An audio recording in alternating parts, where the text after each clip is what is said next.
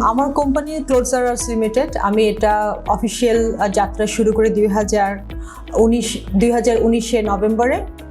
তার পরবর্তীতে আমরা করোনার সম্মুখীন হই, তাতে 1-1.5 বছর আমাদের কার্যক্রম একটু স্থিমিত ছিল। তার পরবর্তীতে আমরা 2021 থেকে শুরু করে পুরোদমে আবার কাজ শুরু করি। 2023টা আমাদের একটা সাকসেসফুল ইয়ার ছিল।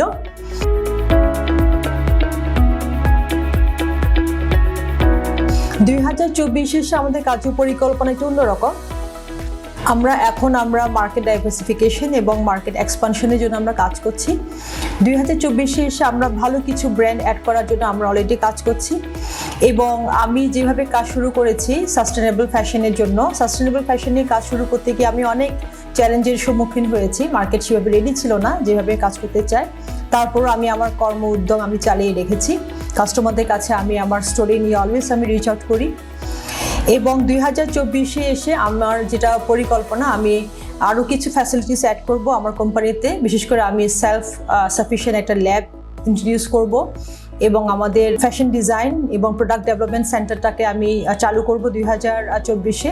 এগুলো আমি ইনহাউস করব এবং আমার স্পেন এবং নেদারল্যান্ডে আমি কিছু ডিজাইনারের সাথে অলরেডি কন্ট্রাক্ট করেছি, যারা আমার জন্য সারা বছরে সিজন ওয়াইজ আমার ডেভেলপমেন্টগুলো কাজ করবে।